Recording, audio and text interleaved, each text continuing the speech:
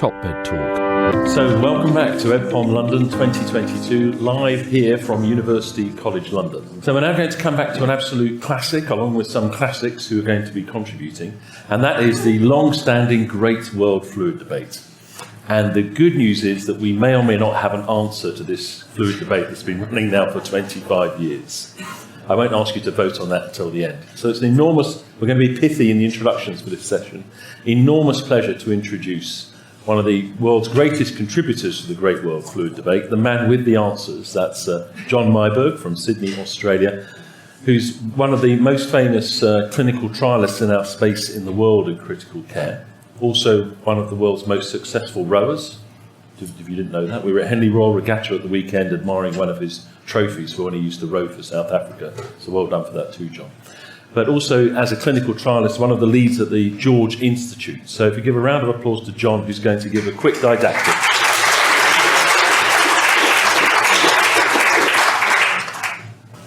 Well, good afternoon. First slide, please. It is really a pleasure to be back in London. I was locked behind Fortress Australia for 3 years when the government shut us out from the rest of the world during the plague. Interesting experience.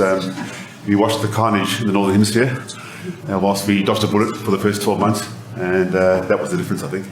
But it certainly was an interesting experience, and we're all living with the consequences of that event to this day, as you know.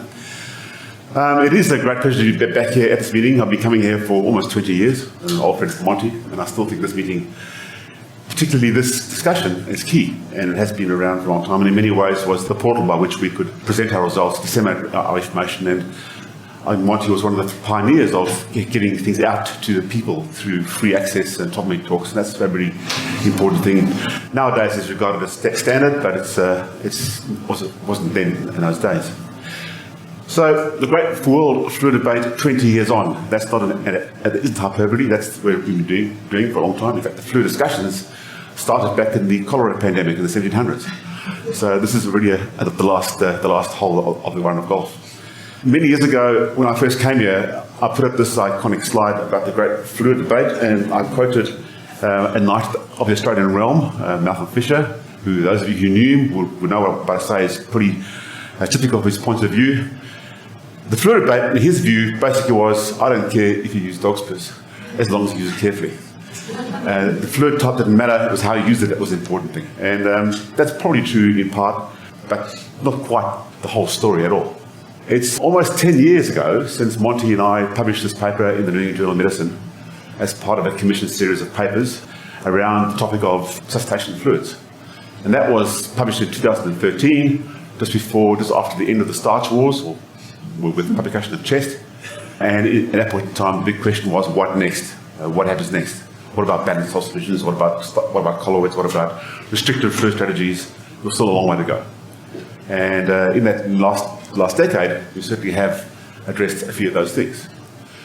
But I think the way, just to summarise this, and I'm not going to go heavy in data or in Kaplan-Meier graphs or in statistics today, I want to give you an overview of what we concluded, weighing up the totality of evidence, and then see how that relates to today's practice.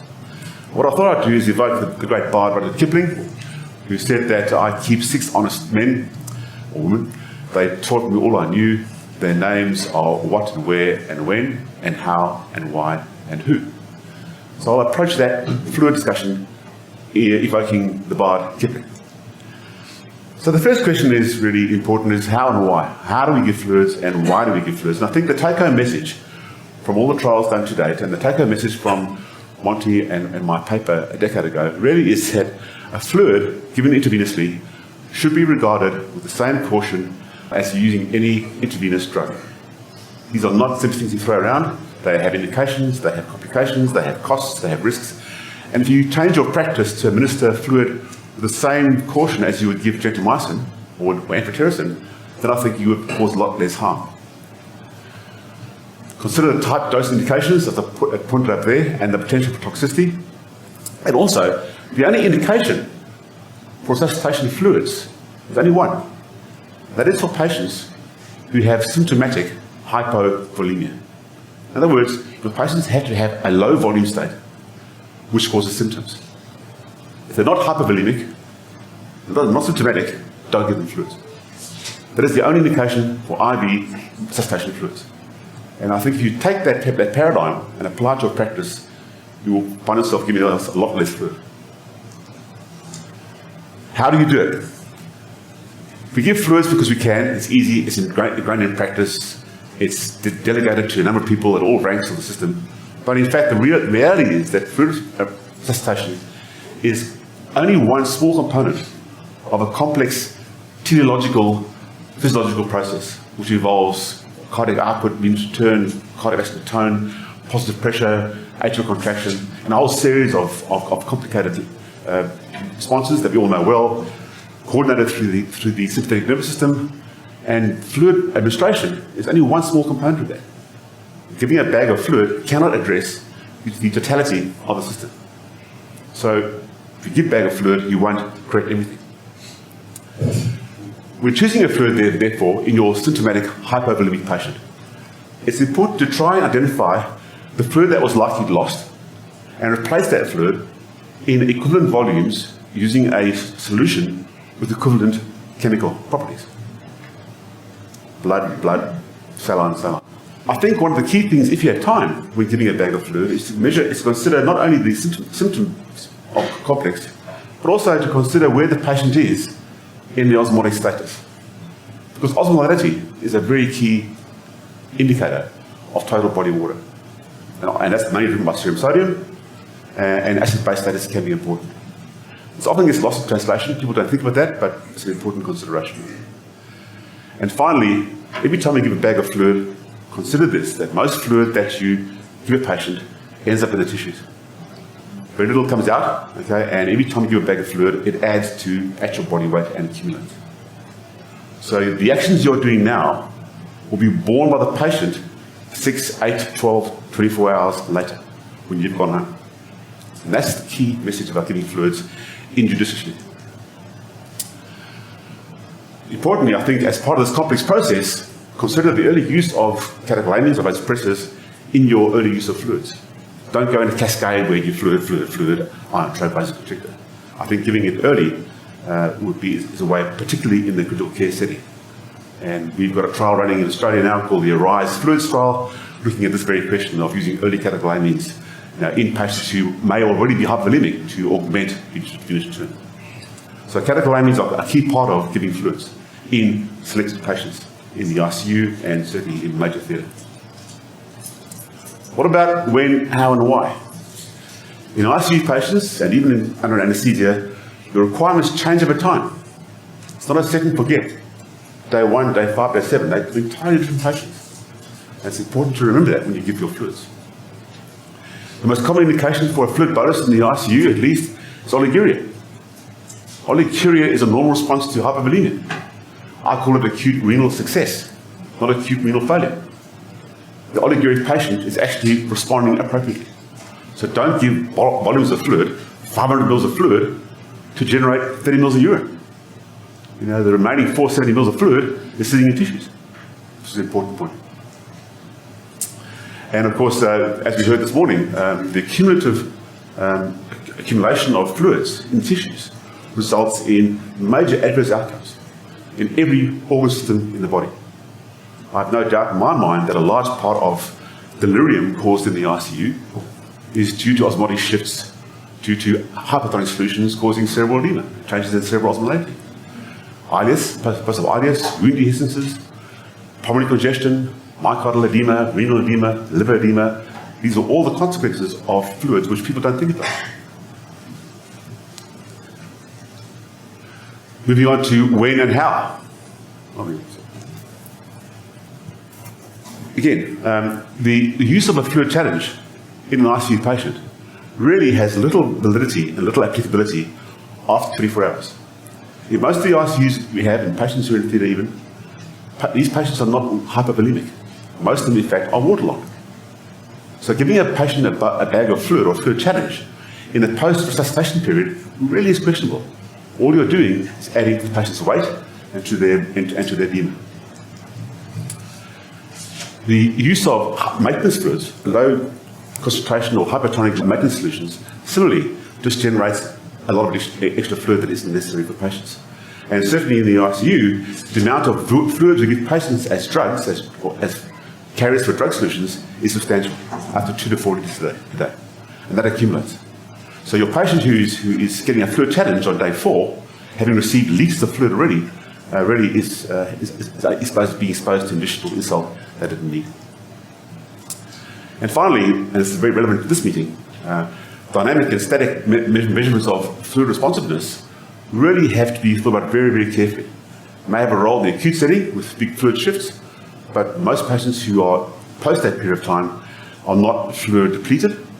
Most of them are fluid responsive or unresponsive, and quite frankly, it doesn't matter.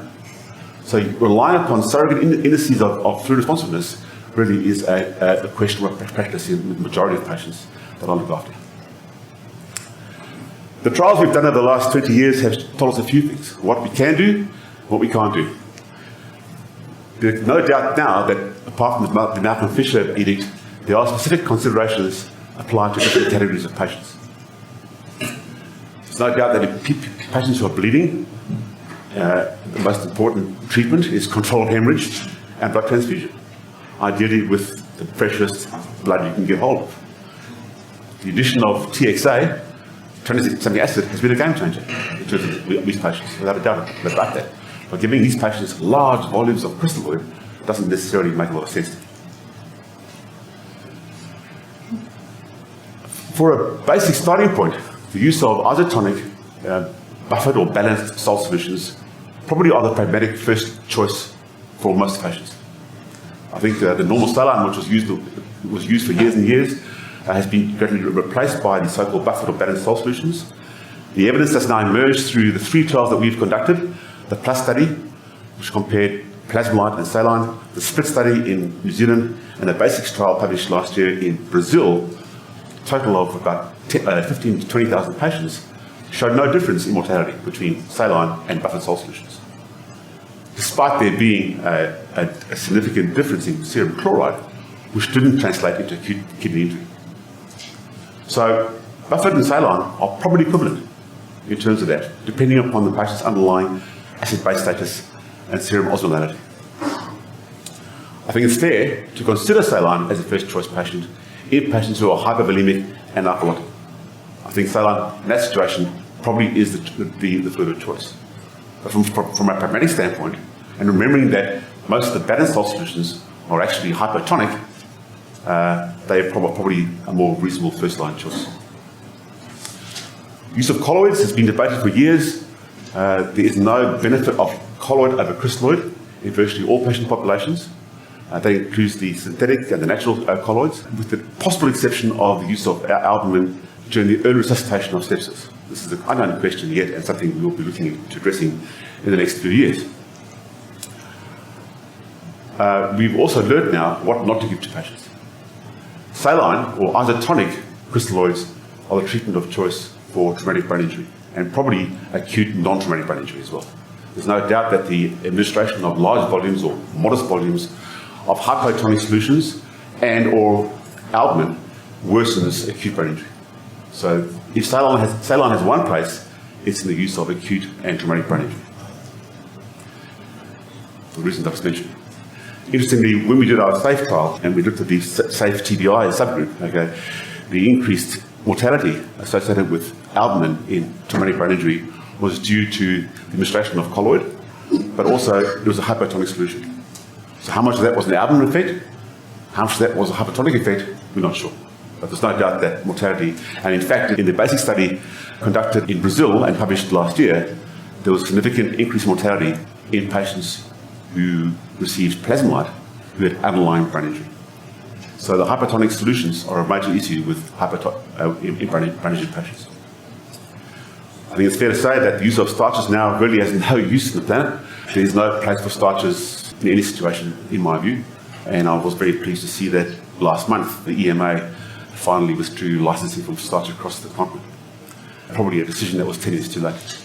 But there's no doubt in my mind, given the trials that have been published, that the use of synthetic starches for resuscitation purposes, at least, have no place and in fact are harmful. And the same probably applies for the other synthetic colloids, where there is no hard evidence for that, but the principles, I think, apply the same. I think the use of synthetic colloids now Some 15 years later, that question, in my view, has been put to bed. But I'm sure that people out there have different views on that. And similarly, the efficacy and safety of hypertonic solutions, hypertonic saline, remains unanswered too, but either as an early small volume resuscitation solution or as a therapy in a brain injury. So that is a summary of the table that we have in our paper some 10 years ago. I think the answers are getting clearer and clearer. The big unknown questions really are the safety or the efficacy of large and small volumes. Emerging trials are coming out of, been published recently. The classic trial published by Anders Perner last week, looking at small volumes versus bigger volumes in terms of outcomes. Surprising result that there was no real difference, but the volumes that were used were much smaller than they were in the past. And Dr. Banstra's papers of many years aligns with that more restrictive approach.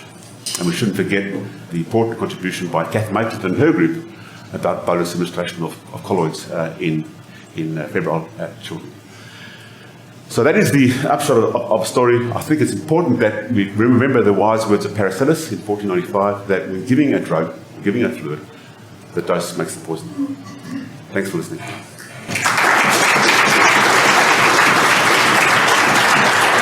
So I'm just going to call up our panel now, if I could call up Andy Shaw and Desiree Chappell. We're going to make this a group discussion, but we're going to start as a panel. We'll get Andy and Desiree to introduce themselves before we sit down and start the panel. So, Desiree, you've met before, but a quick reintroduction, Desiree, of yourself, please. Good. Desiree Chappell. I am the co-editor-in-chief of Top My Talk. That's how most of you know me. I'm also a nurse anesthetist, or anesthetist, a CRNA, as we call them in the United States, practicing clinically there. I'm also a vice president of clinical quality for North Star Anesthesia. Hi everybody, I'm Andy Shaw. I'm an anesthesiologist intensivist at the Cleveland Clinic in Ohio. I'm also the current president of the Society of Cardiovascular Anesthesiologists. The stuff that I say today is my view and is not either of those august institutions' comments either. But it's great to be here and continue a 20-year-long discussion, something like that, which is fantastic. So thanks for the invitation to be here. And if you don't mind kicking us off, a few initial reflections on what you just heard from John. I don't know how many of you realise how fortunate we are to listen to this guy, because not only does he know this literature inside out, but he's written most of it.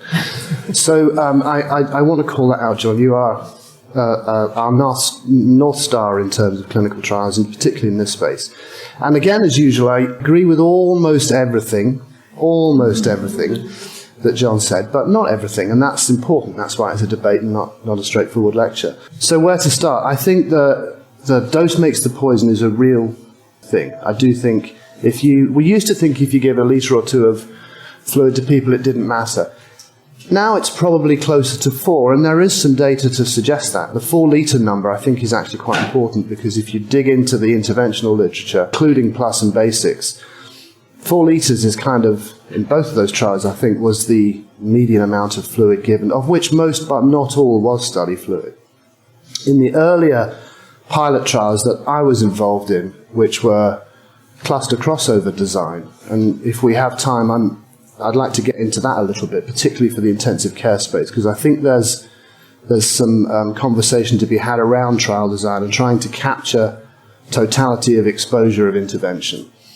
But the signal takes off at about 4 litres. And so one of the interpretations we think of this latest round of literature is, well, have we given enough in the trial to actually unmask the hazard?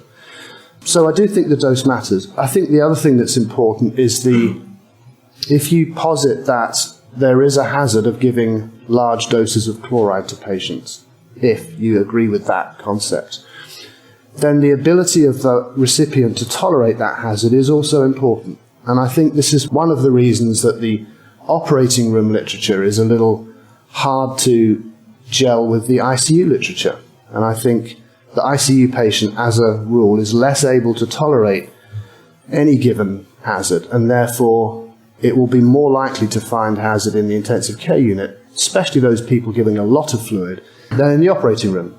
And it's true, I think, most OR studies with 2 or 3 litres of optimization fluid, almost impossible to show an outcome difference in that, in terms of type of fluid. I just want us to hover on that one for a second before we come back to John and bring Desiree in. a number of years ago, we involved in an acute disease quality initiative here in London, that many of us in the room were at that particular thing. And one element that we really brought to bear in some of the diagrams is this idea of context. Not only the context that John was talking about, traumatic brain injury versus hemorrhage, but through the passage of time of the patient who may or may not end up on the intensive care unit. And there was a couple of diagrams in there. One of them used the Rose principle of the SOSD diagram, which is if you look at a patient who does go from the operating room through to become critically unwell, for example, or the bleeding patient in the emergency room, there's a period of overt resuscitation, which is sort of salvage. That's the squeezing fluids in to restore a pulse. There's the optimization, which is somewhere between that situation and settling into the intensive care unit. There's the stabilization, which might go on for 6 hours or so. And then there's the established critically ill patient, who we now might be looking at weeks or months. And is that a reasonable summary of the importance of that concept? Yeah, I think so. Obviously, when you start giving anybody fluid, you don't know how much they're going to need in the next 2 to 3 weeks. And therein lies one of the problems. If you know that you know someone's only going to need 2 or 3 litres, then fine, just pull whatever's first available. But no one knows that because no one can see the future. So it's fine to look back in a week's time when someone got 20 litres and said, well, what bozo gave them 20 litres of saline? Well, the answer is at the beginning of that, no one knew.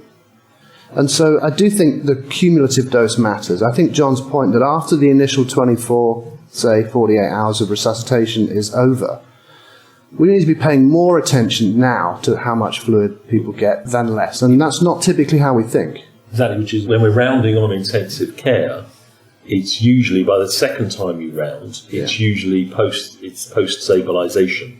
It's in that kind of, hang on a second, we're 4 or 5 litres up already. Yeah. That's a massive salt load. Is that reasonable summary there, John? Or? Yeah, I think so. I mean, there are a couple of points Dan's made. Going to the SOSD thing that is a theory or it's a hypothesis. I would not entirely agree with Andy that you have no idea what patients are going to happen to them. I mean, most patients are resolved within the first 24 hours. I mean, you know where they're going. And you have trajectories, you have histories, you have patients' presentations, and, there's no doubt that the hypovolemic patient needs fluid. No one is for a second saying, don't give them fluids. The last you want to get across there. But you need to think about it very carefully about what you're doing, how much you're giving, what you're giving, and what effect you're achieving with that. And don't use fluid solely as the one part of the complex system to fix the problems. That's why bring in early catecholamines and see what you think. The chloride issue is an important one. And at the ATKI meeting we had here a decade ago, the chloride toxicity was almost just like hysteria, but very strongly held views that chloride was the cause of death in thousands of patients. Informed by some very eloquent work by our friend John Kellam, where he gave greyhounds mainly and early volunteers huge amounts of chloride very quickly, which exceeded doses and patterns that we never give to patients. And there's no doubt in that situation you get that.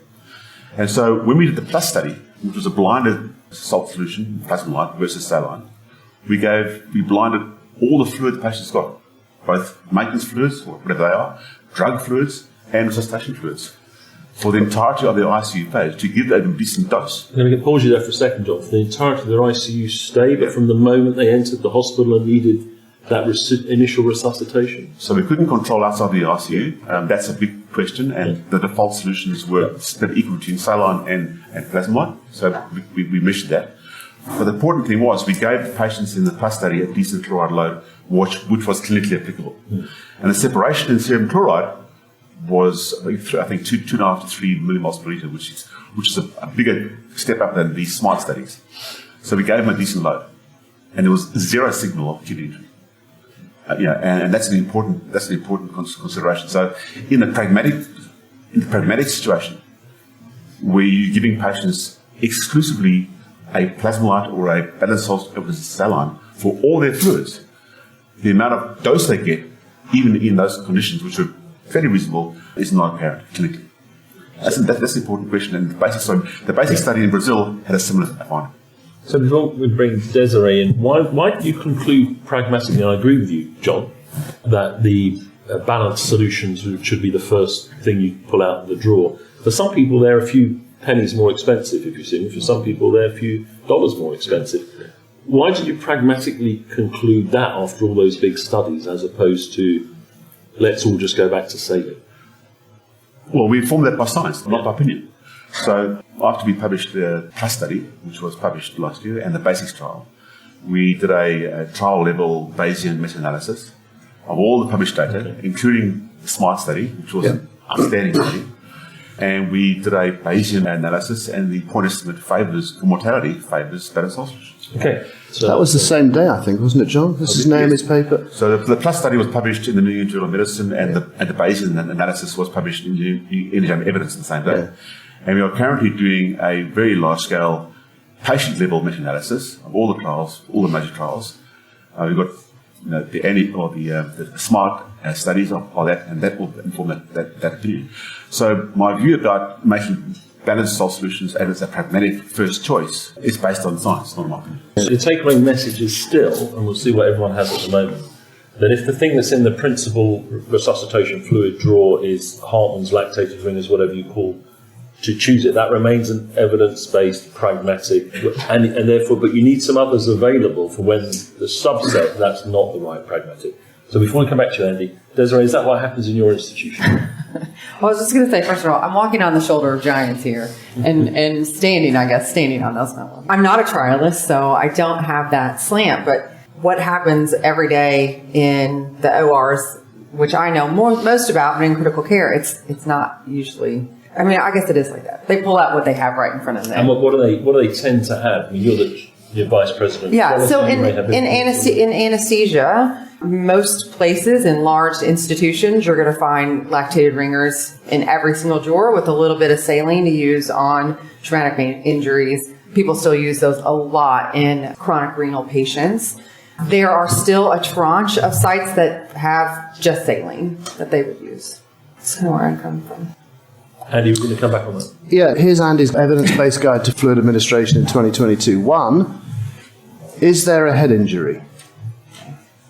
Most of the time, we can figure out if there's a head injury or not. And if there is, saline, clear. We learnt that, and I think that's one of 2 good uses for normal saline. The other, just a segue here, I learnt this morning in my classmate Alex Oliver's talk, which is for improving application of EEG dots to the head. So is there a head injury? If yes, saline. Mm-hmm. It's crystal clear, I think, to avoid the time. If there isn't, I prefer the term buffered solution, then choose a buffered solution. And I don't know if there's a difference between them at all. And we may never know that, actually. We may never know. Plasma-light's tonicity is 298, LR's is 273. So theoretically then, it ought to be, if tonicity is the thing, it ought to be okay to give plasma-light to brain injured patients. But I don't know that I would, because I think the saline evidence in head injury is, for me at least, is clear.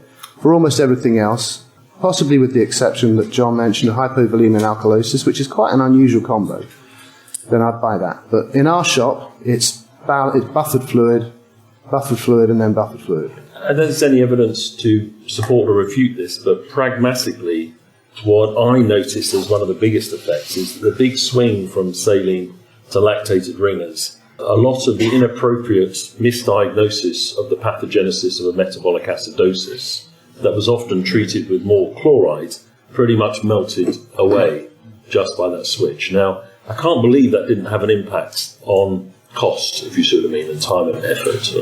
Well, we surveyed global fluid use after the Alban study, and that informed 2 things. First of all, Alban wasn't widely available, and colloids were still used first line for resuscitation purposes. And the most commonly used colloid in the world was starch. That informed the need to do a trial to test it.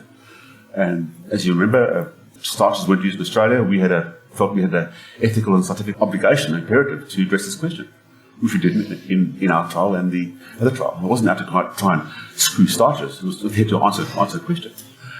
But then, after that happened, the use of colloids, we surveyed global practice, fell away, and crystalloids became the flavoured solutions. But there was a swing from saline to balanced salt solutions, driven by 2 factors. The first factor was by very loud opinions, expressed by influential people, shouting about the toxicity of saline as abnormal saline and chloride kills you. Okay, which probably isn't true. Okay, So you just said it was true. no. Oh, okay. But that was also fueled by a very effective marketing campaign by the manufacturers of buffer salt solutions. That was the reason why practice changed. what's very clear to me in my surveying global practices, the most important determinant of the fluid you use in your patients is your postcode. It's what is available in your drawers. It's what the hospital buys. The cost. And cost is a huge factor. I mean, Monty made the point about buffered salt solutions in low-income countries. They are very expensive. Brazil can't afford it.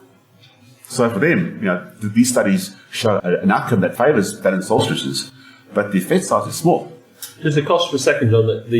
There is a cost differential, or there may be a cost differential between Hartmann's solution or lactated rings, that the very simple, regularly available lactate buffered solutions and saline. And I just know from the NHS, for example, it is a tiny. It's in the NICE 174 guidelines, the price tables. It's a tiny difference. It's alternative, fancier cocktails that become more expensive. Yeah, I agree. And I think the capital cost of a bag of fluid pales into significance if a patient stays in the ICU for 2 days as long with the miles, if there's a link there. So, as I said before, I think the observations in clinical practice informed by science, there's a long lag time. Change of practice that we saw wasn't driven by us. Moving from saline to balanced was driven by opinion and by marketing. And now the evidence we have now gives us a reasonably based, evidence-based opinion or view that, overall, the mortality signal at least, or patient-centered outcomes, not surrogate outcomes, probably favours balanced. Probably.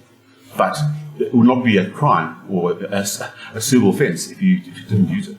I think the indications for saline is, and Anthony mentioned, in brain injuries, I certainly wouldn't give it to a non-brain injury patient. I certainly wouldn't give a balanced salt solution to a brain injury patient. And I think, hypervolemic alkalosis, which is not uncommon, if you've got upper gastric outlet obstructions and also upper lung fluids, giving those patients balanced salt solution is crazy. And the osmolar differences, if you have a tight swollen brain, is very, very real between saline and lactated rings. It's a big difference. I think it is, and I think I was taught this many years ago, and I haven't got evidence to prove this, but osmotic stress at multiple organ levels, particularly the brain, results in significant morbidity. And I'm sure that delirium, which we see in our ICU patients, which is multifactorial and many causes of delirium, but I'm certain that a key part of that delirium is prolonged patients who get shifts in serum sodium or serum osmolality between 4 and 5 millimoles. And if you've got a patient in the ICU with a serum sodium of 125 and the next day is 142, your patient is being damaged. And that's a real important consequence. And I think that sodium homeostasis or osmotic homeostasis should be a key performance indicator at how well you manage patients. And usually the very sick patient has a lot of other osmoles that are up as well, don't they? So it's not, if you measure the osmolality, it's not unusual for it to be elevated. Desiree, some comments or questions? My lens is definitely through private practice, and cost is always an issue. I don't think that between saline and balanced solutions, there's much debate on that. I think definitely with albumin, there are plenty of places that definitely restrict the use of that. And then some others that are very liberal about it, which I still can't completely understand how they get to that point and justify cost for one side and the other. Also, I think probably for me, having listened to this, not for 20 years, but for a little while, is trying to figure out how we take what's here and what you're talking about and get that back into practice where it's not a daily debate for everyone, because I feel like that happens quite a bit. John, you mentioned, it takes so long for the adoption of things, and it feels like things have been changing more rapidly maybe, or just in a different way recently. And I think for me, it's very difficult to go back to 3,000 providers and say, this is exactly what we're going to do. There's lots of still opinions. And I just was kind of curious about, some of those things that over the years, how that has influenced practice. Well, now I point people to the Hammer meta-analysis, and I say, you've got to make a decision at the bedside. You choose buffered, you're 90% likely to be right. And I think that's the number that was quoted in that paper. And by the way, that's about as good an example of how to do a meta-analysis like that as you'll find. I thought she got beaten up a little bit by Gordon Guyatt on the presentation, unfairly, because that is an outstanding paper. And I think encapsulates the whole story. And is it definitive? No. Do you want to be 90% right? If you do, then choose this fluid. I thought that was a really, really nice way to summarize that literature. And that was in the light of PLUS, basics, and, and the other interventional from SMART, yeah. Interesting, the SALT ED trial was not included in that because it's, quotes, not ICU. That came from our institution. They were A&E patients Did I say A&E here, is that right? Yeah. You've done well. Emergency medicine patients who didn't get into the ICU. And there's a consistent signal, but the incidence is lower because the patients are less sick. But yeah, I think Naomi's paper is a fantastic contribution. And not everyone will be familiar with the trial titles, but the total N, John, in the meta-analysis, tens of thousands of patients? Basics trial was 11,000. The plus study that we did was 6,000 patients. I had about 15,000. Smart 1,000, so we had 40,000 patients. Yeah. But that was a trial level systematic review and Bayesian meta-analysis. In fact, the original design was for a Quintus design, and then we did Bayesian as a post hoc analysis. And that's a very informative way of doing things. And our standard practice now for our big trials, there's 2 coming down the track now, is to do a Bayesian meta-analysis of the new data at the same time. So it does provide you with a high degree of interpretation of results. Because one of the problems with randomized clinical trials using frequentist designs is that everything's dichotomized. And it's dichotomized around 0.05. And 0.05 is a nonsense. It's a probability. Yeah. So 0.051 does not make it invalid. The key thing is to look at where the point estimate is, which side of the line usually is, and the degree of spray. And with that, you can get an interpretation of where the effect size actually lies, with a high degree of probability. And the trials that we have done, the STARCH trials and the SAFE trials and the PLUS trials, getting an effect size around 2 to 3% takes a lot of work. Okay? But it was in a clinically plausible change in effect. It was probably getting close to what's a clinically important difference. Okay? And the degree of spray was tight. So those are important trials. And I think what's come out in the last few years in particular is the way clinicians interpret these studies, and that to move away from dichotomization that 0.051 is good and 0.049 is good, or sorry, is good and bad, to a more nuanced approach. And I think getting those papers reviewed or getting them analysed using more Bayesian type analyses is informative. And I think what Andy just said now, if you interpret the Batters-Salter versus saline literature, we now have got a lot of very, very good trials done by very good trialists now working together collaboratively and giving clinicians a probability that what they're doing is right. And I think that's been a game changer. I mean, there's more data in this space in our game than any other problem, isn't there? Yeah. Must be. Yeah. So I think we've got a take-home message, and we can challenge the audience with that in a second. We'll come to you shortly about the balanced saline question. I just want to quickly check off the albumin. I think you're quite a cost-sensitive organisation, the Cleveland Clinic, Andy. Yeah, we are, but not if there's good evidence of benefit.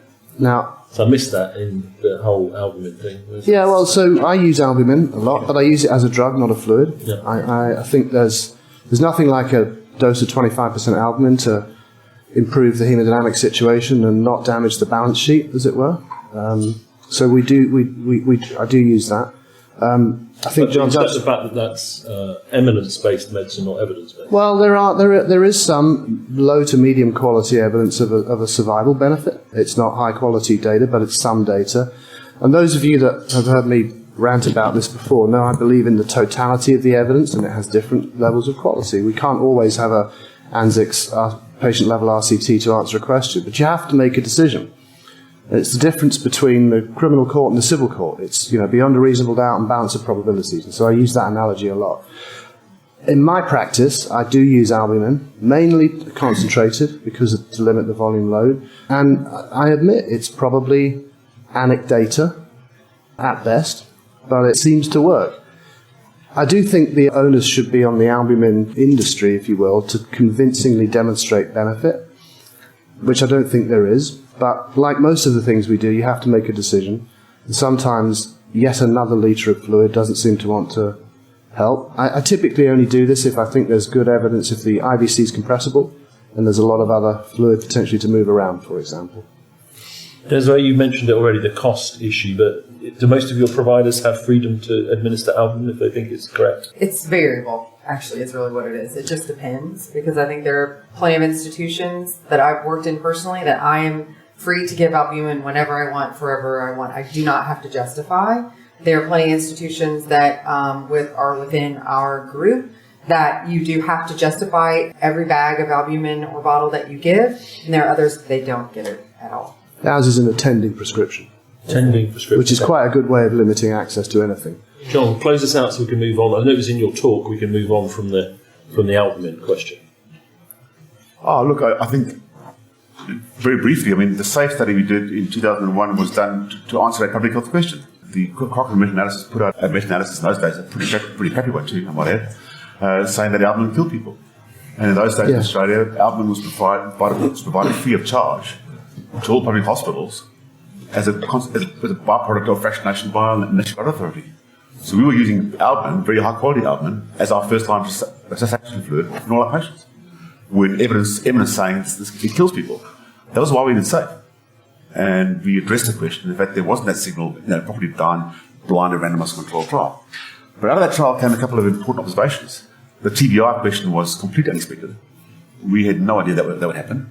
And when we asked our investigators to show of hands what that would show, everyone said that albumin would be beneficial in TBI, but it wasn't. So in clinical trials, you learn stuff you didn't expect. And the second thing, which has been repeated in a number of high-quality colloid versus crystalloid trials, was that the crystalloid-sparing effect of colloids is vastly overstated. The volume expansion effect of colloids is not that much better than crystalloids. So all you're doing is generating a lot of additional fluid, but it goes into the tissues. So the reason why he gave it was to give less crystalloid, improve volume status, but that didn't come out in the trials. And that, I think, is the important thing behind that. The role of albumin, in my view, really is limited, perhaps, to patients with sepsis in the early phase, as a drug, if you like, okay? But that needs more definitive treatment. The Albios trial that was done by Gagnoni years ago, that was a post-hoc analysis, a subgroup analysis, showing some benefit, but there really is probably a need to do that. But don't forget, though, that albumin is difficult to produce. It's expensive to produce. Purities vary across the world. Australia's a bit of a bubble because we had CSL and very good stuff. It fueled the generation of the synthetic colloid industry. There's no criticism of them as investigators. There was a need by clinicians to give colloids to people. Yeah, the industry responded to a need. Yes, because they couldn't afford albumin. That was totally okay. That was why starches were used across the world as first-line drugs. And the question was then to ask, is this stuff safe? Given that they are non-physiological. And they're not. And so the whole colloid space has gone through an amazing story over the last 15 years as to where it is nowadays.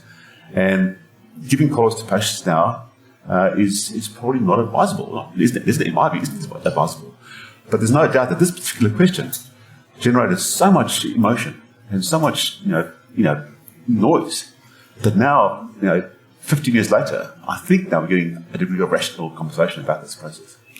Not all around the world, John. I was in a very large country recently, and its use is being promoted and it's being used and prescribed frequently. And because I couldn't believe it, I was amazed. I'm like, what's this? Well, again, and I said, what about this? I said, oh yeah.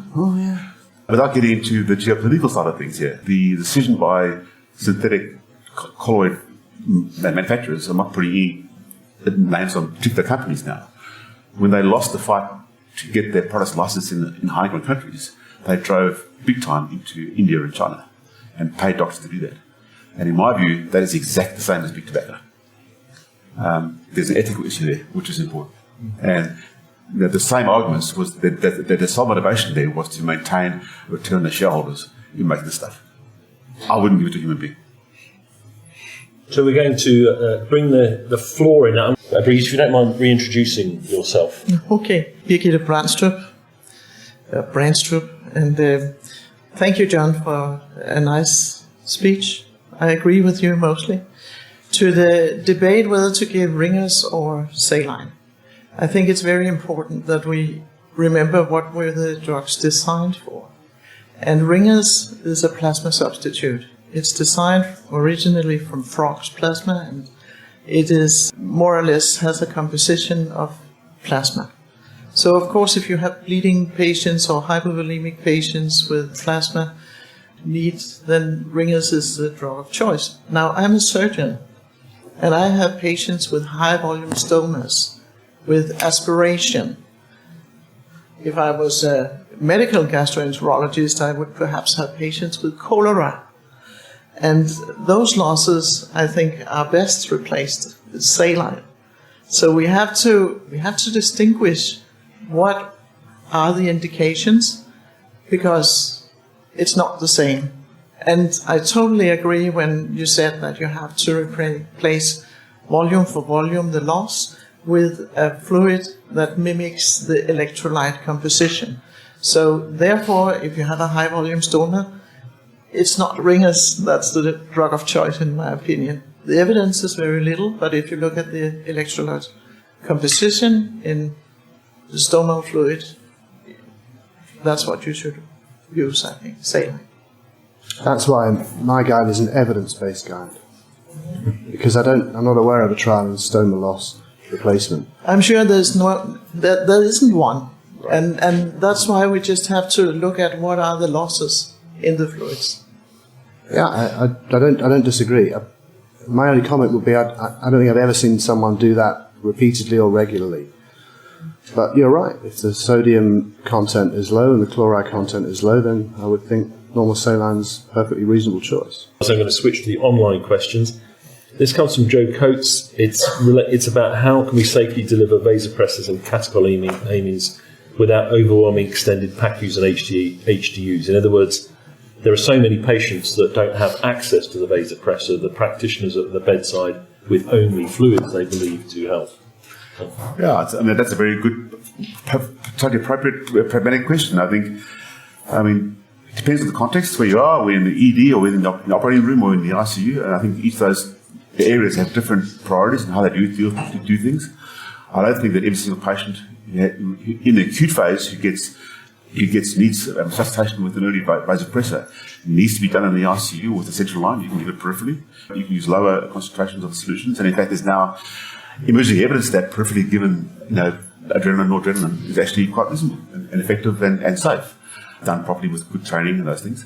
I think using these drugs early on in the piece as a temporising bridge to get source control, to get hemorrhage control, to minimise giving gallons and gallons of fluid is an approach which needs to be careful thought about it. And in fact, the trial we're doing now called Arise Fluids, starting in the ED, looking at early use of catecholamines with a protocolised, randomised fashion, will answer this question.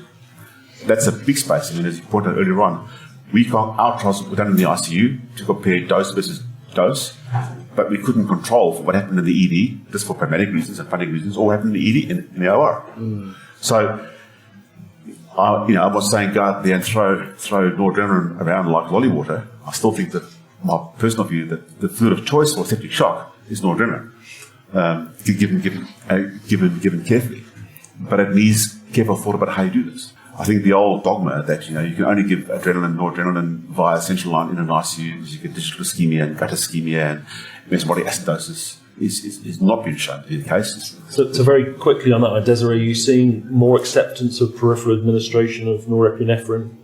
No, not really. We still see quite a bit of pushback on that, and if it's policy in most of our facilities where you cannot give it at all. I get that. And it's a real fight to be able to try and It's a policy. It's been sort of mythical beast that we've created in sort of the fear of norepinephrine. So we could scale there slightly. The problem is because as soon as a drip extravasates and there's a thumping great big ischemic lesion on a forearm, everyone remembers that. Sure. Yeah. And that drives practice because people say, well, you remember the last time that other unit did that. And I think that drives a lot of this. It makes people very uncomfortable. Yeah. There's a lot of things that extravasate. So, cause problems. Really fascinating discussion. That last bit on peripheral noradrenaline is very interesting, and it's still a challenge for us. But what I was actually thinking about is I have my sort of two hats on. I have as an intensivist, I'm sometimes sat on the unit, and you ask for some fluid to be put up, and the nurse is hanging up fluid, and then my impatient anaesthetist comes out, and there's an urge for me to get a pressure bag or a rapid transfuser and give the fluid faster. Is there a rate that we should be giving our resuscitation fluid? What's too fast? What's too slow? What's a sensible range to be targeting? Actually, do we know? Well, didn't basics address that also in the other arm? Yeah. So basics in the ICU with patients with sepsis had the rate and the type. Yeah. And again, the rate of administration didn't make a huge difference. So again, it's context. I mean, I think people conflate resuscitation with giving fluids in the ICU. You've got a patient who's hemorrhaging or is clearly dehydrated with cholera or dehydration or, then get the stuff into them as soon as you can. I mean, but that crisis management is very time limited. The patients either die or get better very quickly.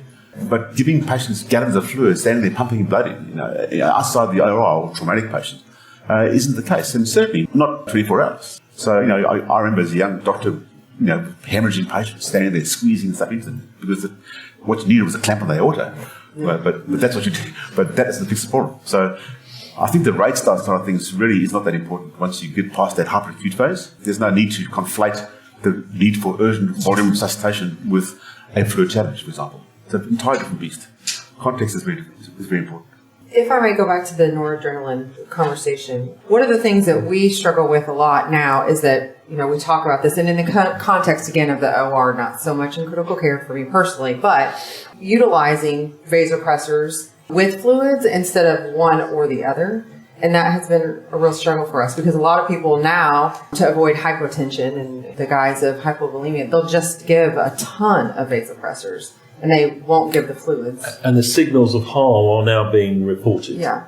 In other words, you're just seeing from the EBPOM group, which is a North American group, a longitudinal study where they've seen the amount of fluid in the operating room go down over time, the amount of vasopressor go up, and the amount of acute kidney injury go up. So there's always the unintended consequences, which takes us back to context. Before I do that, the meta-analysis that you were both talking about, people just like to name check it again. Yeah, Hammond et al. It's in NEJM Evidence. It's actually in the first edition ever of NEJM Evidence on the same day that PLUS was published. About 3 months ago now, John? Yeah, the problem with that, so the New England Journal of Medicine would never publish a meta-analysis. They call it metaphysics, but they've launched a new journal under the guidance of Jeff Drazen, and their first issue they published that. Yeah. It's not indexed on PubMed, and it's not free access. It's a firewall, which is disappointing. Oh, that's a shame. That will come back in the future. I'm very happy for people to email me, and I can send you the John's a senior author. Reprints. It's a very good meta-analysis, and Naomi Hammond, who was the lead author on that,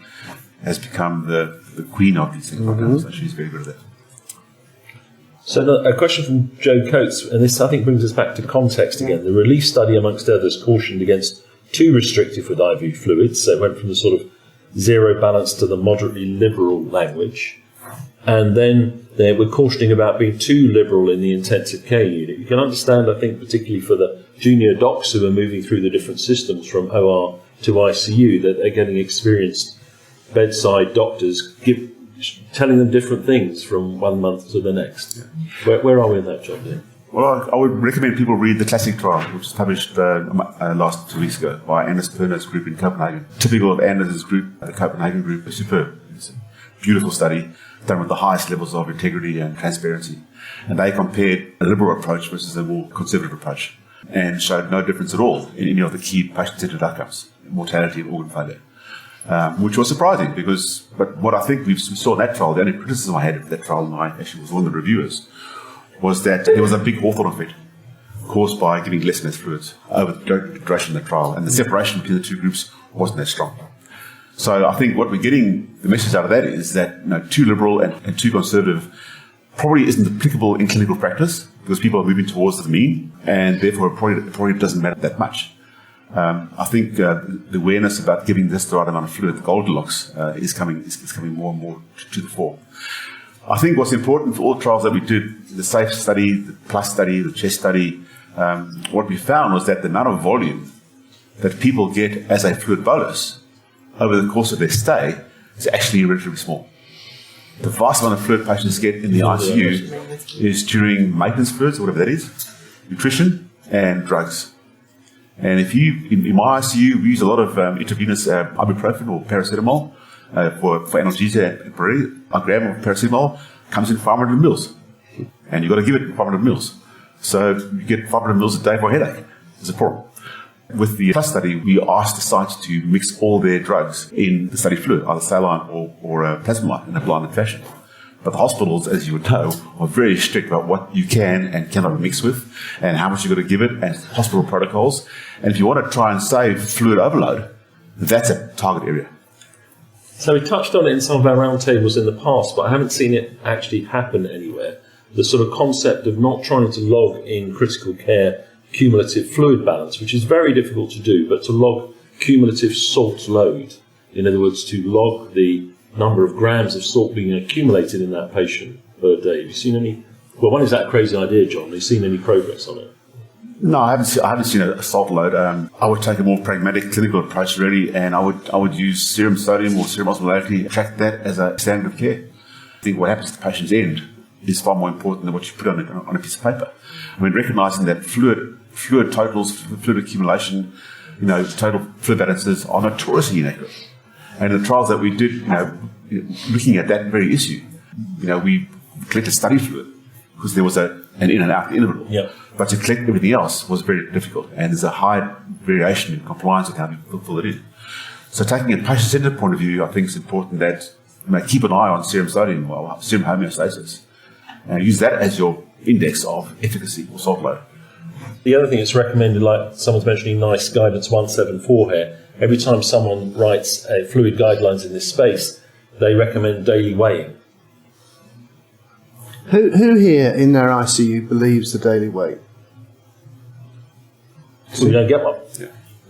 Exactly. So we ought to, but it's crazy. Yeah. We can't. And we have, 500 ICU beds. We can't. It's nuts. So I have to find another way. I would just say, I think, was it Dr. Coates who was asking, how are we going to do this? What I teach people to do is get really good at POCUS. Get really good at visualising the IVC, looking for B lines in the lungs, and carry the probe with you on rounds and just put it on repeatedly. You get quite a good sense of someone's intravascular space and their lung parenchymal water that way. So we've got more about fluids in the next session, but not too much. Mike, final comment from the floor, then we'll close with a final comment from the three panel members. Go on. Number one, I worked in units with daily weighing and without. The fluid balance is so close to useless as being nearly useless. The daily weighing is a bit more useful, and the combination can be even moderately useful. I mean, they're far from perfect, but I think it's helpful if you got it. And the other, and this is, so we discuss this as consultants and occasionally do it, but rarely. But I've always wondered why not more often. Is the terlipressin, which we freely give patients with, so it's a vasopressin analog, lasts about 4 to 6 hours. We freely give it to patients with varices on the walls without any stress, and it just gives you a little bit of a lift. And yet we, rather like peripheral noradrenaline, we seem very scared to go anywhere near it, just for a little bit of squeeze to get people over the post-op period. Any thoughts, comments? I couldn't hear. What was the last? Terlipressin. Terlipressin is a vasopressin analog that lasts 4 to 6 hours. It's intravenous bolus. I'm going to, in the interest of time, and we do have more, it's a great idea, right? In the interest of time, and we promise we'll come back to all of this, but we do need to take a break. Very brief final comment, Andy. I would ask you to pay the same amount of attention to the decision to give 500 mils of fluid that you do to giving a unit of blood. Desiree? For me, the biggest take home is really trying to figure out how we disseminate this whole message to broad groups of people that have varying levels of interest or understanding. John, do you think we'll be back here in 20 years' time? Christ, I hope not. My take on the comment is that the most important person in this whole exercise is the patient. Don't indulge in self-gratification at the patient's expense. Hurrah to that. So, a round of applause. Thank you.